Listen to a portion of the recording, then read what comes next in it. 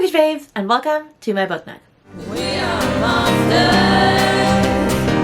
We give and we take. For those that are new around here, the name's Rainy. I read all types of books, primarily fantasy romance, so if you're interested in that, please like and subscribe to my channel down below. Today's video is my most exciting video ever, at least one of my favorite ones of the year, because we are talking about my best books of 2024.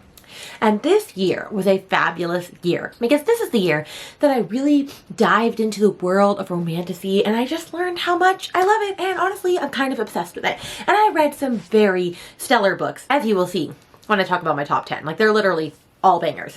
I do have a couple of honorable mentions as well, and so I will make sure to mention those down here. So I have about 15-ish books to share with you. But with that, let's just dive into all the fabulous books that I read this year. Now, like I said, I did have a couple of honorable mentions. I have about 5, and so I'm just going to share them real quick. I'm not going to share synopsises for most of these books or else we'll be here forever, but I do want to share in no particular order for honorable mentions. I have An Education in Malice by S.T. Gibson. Now, I know a lot of people do not like this book, apparently, and I liked Dowry of Blood, but I really loved this. I don't know, this one just worked for me, okay? Dark academia, sapphic vampire romance, like, those are really some epic buzzwords. I don't know. People said that the writing bothered them. I really ate it up. It was like very much like, I don't even know.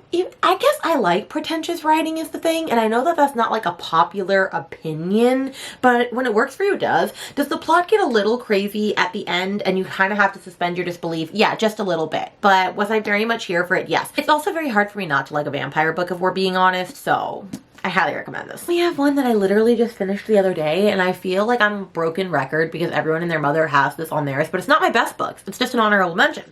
And that's Funny Story by Emily Henry. I kept wondering why people are so obsessed with her, and I keep reading her books, and every time I read them, I'm just so impressed. Aside from Happy Place, we pretend that didn't happen. I was just rooting for this relationship the whole time. If you don't know this one by now, it's two people who are engaged and their fiancés end up engaged, like deep ditching them for each other, and then they're left together and it's their relationship, like them trying to pick the pieces apart, and they end up in a relationship. And I was just gushing over them the whole time. Mr. Miles is a fabulous. I just loved this. I mean, it was just so sweet. It's really worth the while. Then we have one that got very close to getting into my top 10, okay? And that's Slaying the Shadow Prince by Helen Schurer. I read this year and absolutely loved this. I love Talamir. He is a Shadow Wraith daddy, okay? And he is fabulous. But this was really good. This was one of the first books that had a lot of plot as well. That was like starting to let me like get used to like a little more plot, political, heavy fantasy romance. But I really like this. I can't wait to read her Blood and Steel series coming up soon. This was just so cute. I feel like my friend Sarah's gonna judge me for this one because, and a couple of people, even Kelsey maybe, because nobody really loved this book. I don't even know why I loved this book. It really shouldn't have worked for me since it was so Addie LaRue coded, and I don't like Addie LaRue. And that's Peaches and Honey, okay? But this worked for me. It did. It's a historical fantasy romance. Those are all buzzwords that should not work for me.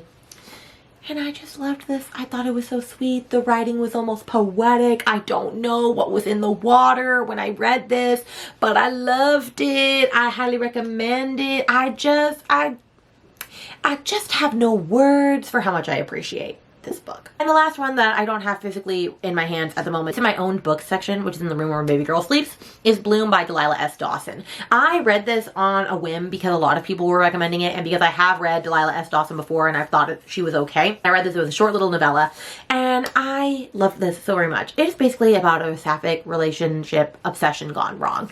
And when I tell you that I still think about the last page and even the last 2 sentences, and it's just one of those iconic scenes in my mind that never goes away, that's when I know that this is a good book, okay? It was weird. It's a weird girl horror. We know I F with the weird girl horrors, so I very much liked this, and I'm so glad I read it. And now we're gonna move on to the top 10.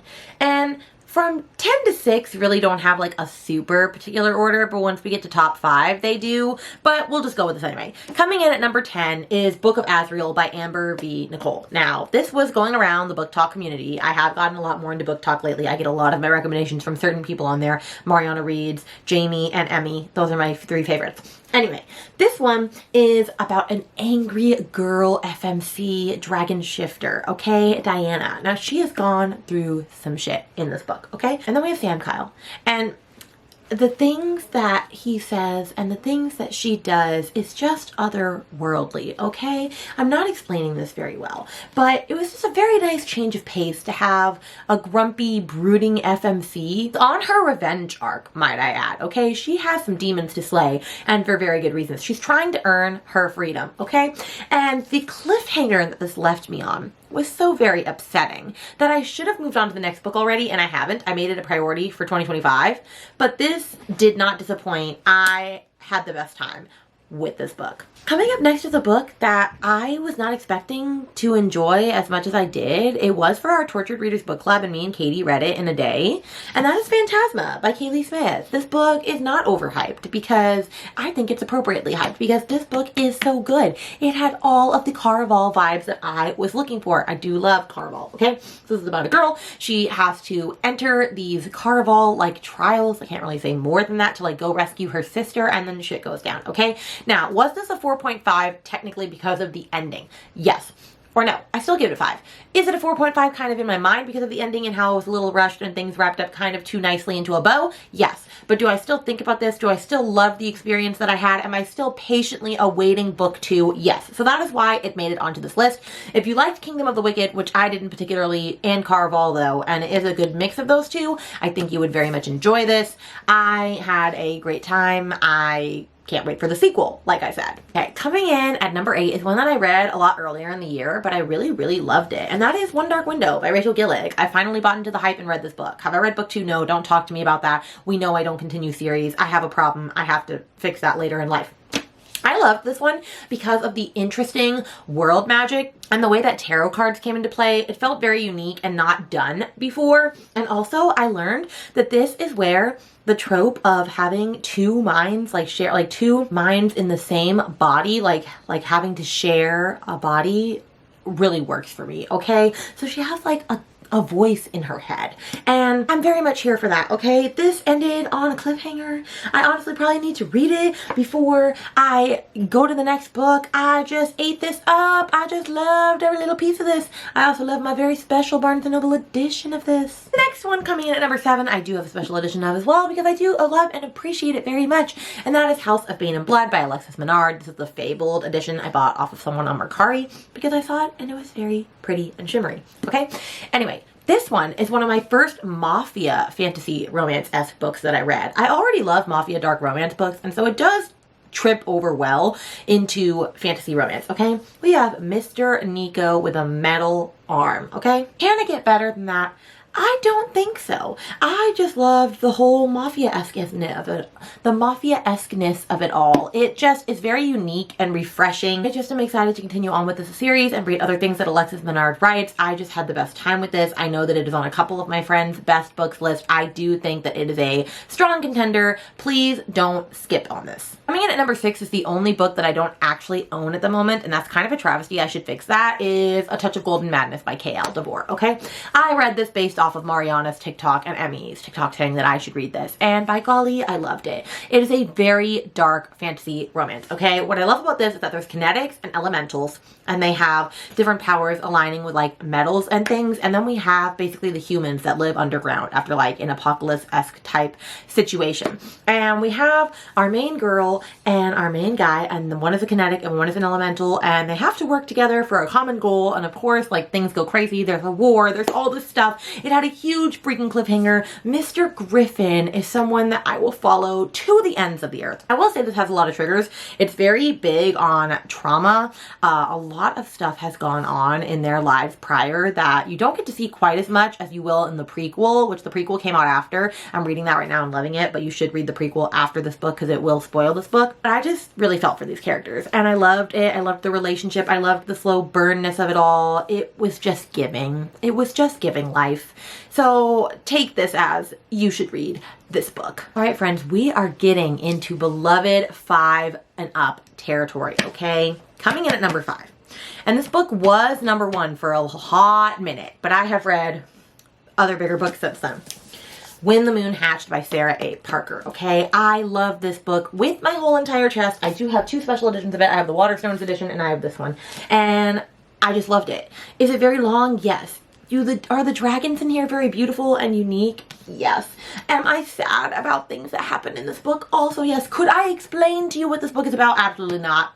I really couldn't. I will say this is one of those books that has more purpley prose, flowery writing. I feel like the book either works for you or it doesn't, and you find out very quickly whether it works for you or not. And if it does, great, you vibe with it. If it doesn't, you're gonna pick out all the inconsistencies about how she overly writes certain things but then doesn't explain pivotal things. And yes, that is a thing I am aware that that happened in this book. But like I said, I vibed throughout it all, and I just had the best time. So if you're into a vibey, flowery, flowy, dragon, fancy prancy romance, this is the one. Up next, we have one of my favorite Regency fantasy romances that is very underhyped, and that is A Kiss of Iron by Claire Sager for number 4, okay?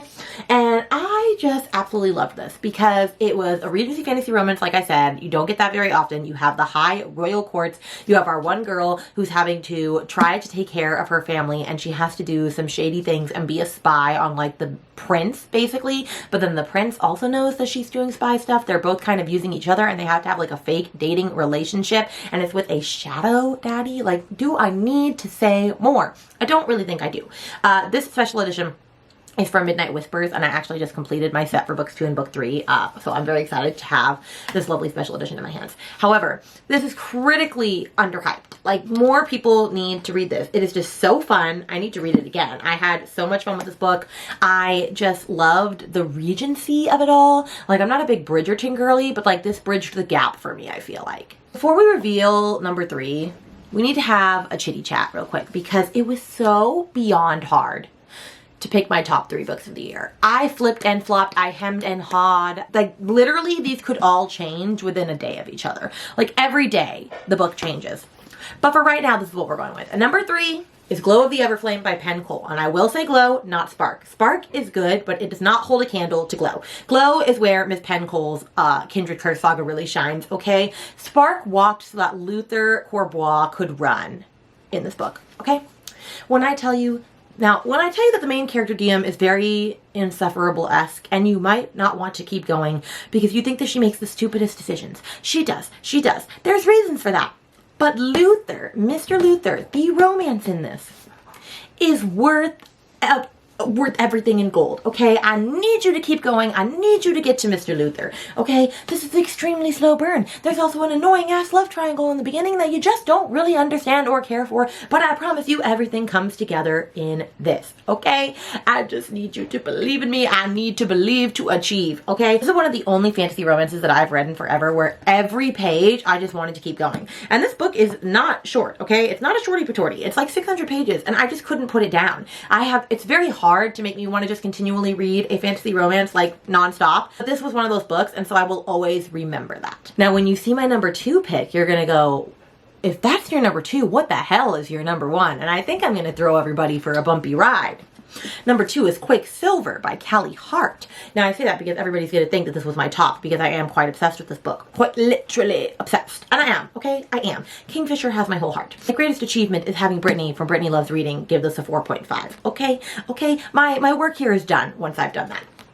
So this is with our Mr. Kingfisher and our main girly pop, whose name, Cyrus. I only remember because my sister's name is Cyrus. So Cyrus, she lives in the 3rd ward, which is basically like very, very poor. Like, they treat them like the plague there. They don't give them clean water. They're like struggling to make ends meet there. She steals a gauntlet from a guard to sell it for money. They all go chasing after her, and then they catch her. They start beating her up terribly, but she ends up unlocking this Quicksilver metal that has been unearthed or has been locked up tight by the queen for thousands of years. And then they leave her for dead, and it ends up opening a portal. Kingfisher steps through, takes her to the Fae lands, and then stuff goes on from there. And this was so good. The banter, the enemies to lovers, the tension, the side characters. There's a little fire sprite, there's a fox, there's another character that I was not expecting to be such a big pivotal character in this book, and I am so glad that he was there because he was just such a fun time, okay?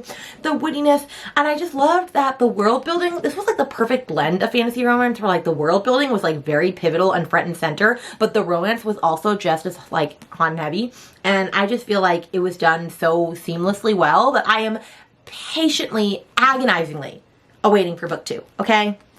This is where it's at. Now everyone's wondering, if Quicksilver was number 2, Rainy, what the hell was your number 1? And you know what it was? Magnolia Park's The Long Way Home. I love me Magnolia, okay? This is my most tabbed book. If you look up here, these are tabs that I ran out of that I need to get more to fill more pages, okay? I am obsessed with these books. They are toxic as hell, and I am here for it. I cannot even tell you why I loved this one because that will spoil so many things. But let's just say that Magnolia and BJ, the whole first book is about them not being together. And you don't really get why they're not together until the very end. And I'm not going to say why. This explains so much that's going on in their past. Like, you hate BJ at the beginning of this book, and then you find things out, and over time, your little heart just breakity breaks. And the end of this book is so beyond sad. I tossed the book at the end because I couldn't believe that that was where this book went, okay? This book is heartbreaking, heart-wrenching. I will say, if you're not here for a toxic-y, gossipy girl, like will they, won't they, they're really bad for each other, they shouldn't be together, but you're still gonna root for them anyway relationship, please don't pick this up, okay? But I just loved it. I loved everything about this book. I'm obsessed with these. The fact that I don't own the special editions yet of these series also makes me sad. I could not talk more highly about this book. It is a beloved treasure that I will treasure near and dear to my heart forever and ever and ever. I just love it. I just love it. And those are my top 10 books. If you got to the end of this, let's put a pirate ship emoji for Magnolia Parks because there's one on the cover, okay? And let me know what your best book was in 2024. If I surprised you, I'm sorry. That's just the way the cookie crumbles, right? And with that, I just want to say a thank you to my lovely residents in my Friends Themed Patreon. You are all fabulous. You're the reason why I do what I do. If you want to learn more about that, you can always find the link underneath this video. And make sure that you subscribe to me on all social media channels as Rainy Blue Reads. And with that, my friends, I will see you in a video very soon.